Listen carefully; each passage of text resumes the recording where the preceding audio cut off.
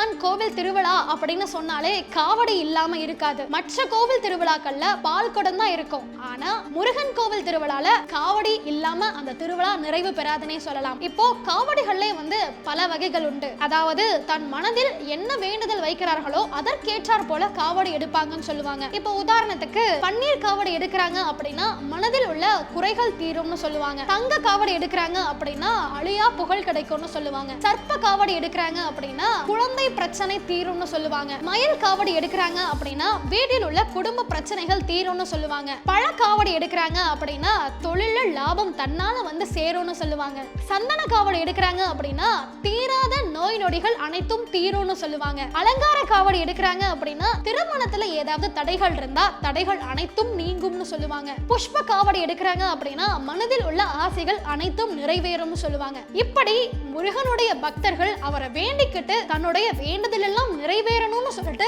காவடி எடுத்து முருகனிடம் வேண்டுதலை வைப்பாங்க. முருகனும் அதை பார்த்து தன்னுடைய மனம் முகர்ந்து பக்தர்களுக்கு அருள் புரிவார் அப்படின்ற மாதிரி பலராலையும் இப்போ வரை நம்பப்பட்டு வருது.